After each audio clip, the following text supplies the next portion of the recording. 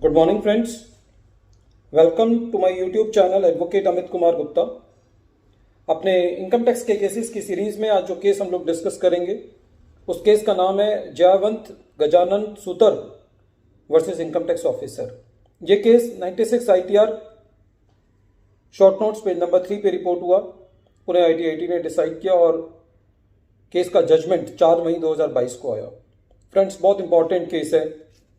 Interpretation of statutes को लेकर के। दो चीजें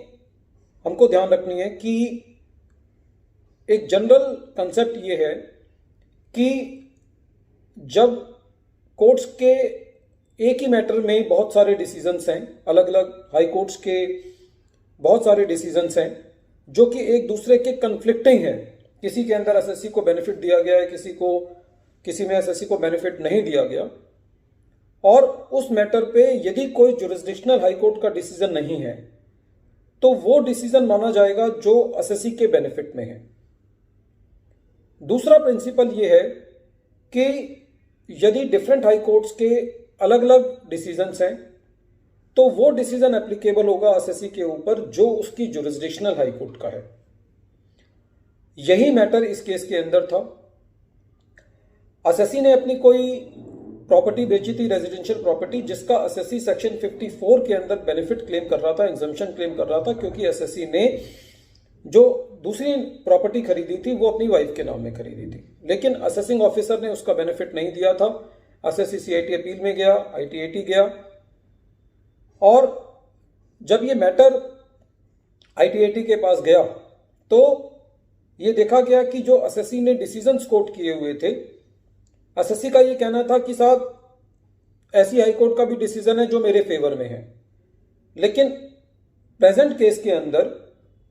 जो जुरिस्डिक्शनल हाईकोर्ट था एसएससी का, उस हाईकोर्ट ने एसएससी के फेवर में डिसीजन नहीं था, वो डिपार्टमेंट के फेवर में था कि यदि एसएससी के नाम में प्रॉपर्टी नहीं खरीदी गई है तो एसएससी को सेक्शन 54 का बेनिफिट नहीं मिलेगा। तो फ्रेंड्स, इस केस से एक बहुत इंपॉर्टेंट बात निकल के आती है इंटरप्रिटेशन ऑफ द स्टैट्यूट्स की,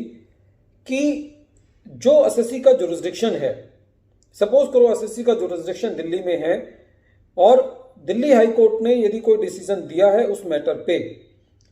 तो वो डिसीजन चाहे वो एसएससी के फेवर में हो या ना हो, वो एसएससी के ऊपर एप्लीकेबल होगा और डिपार्टमेंट के ऊपर एप्लीकेबल होगा। यदि दूसरी हाई कोर्ट्स ने कोई उलट बात कही हुई है, कोई अलग डिसीजन दिया हुआ है, तो वो एसएससी पे एप्लीकेबल नहीं होगा। लेकिन यदि कोई ऐसी परिस्थिति है कि दिल्ली हाई कोर्ट ने एक जजमेंट दिया, बॉम्बे हाई कोर्ट ने अलग जजमेंट दिया, महाराष्ट्र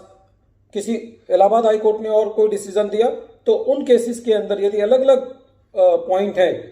तो वो पॉइंट जो कि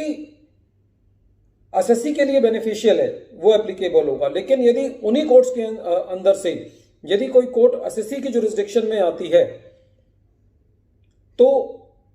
या जिस कोर्ट की जुरिस्डिक्शन में एसएससी आता है, ये कहना चाहिए, तो वो डिसीजन जो है वो एसएससी के ऊपर एप्लीकेबल होगा। Friends, this is very important. जब भी हम अपनी पिटीशन बनाते हैं तो हम ये देखें कि मैक्सिमम केसेस उन केसेस को कवर करने की कोशिश करें क्योंकि जो हमारी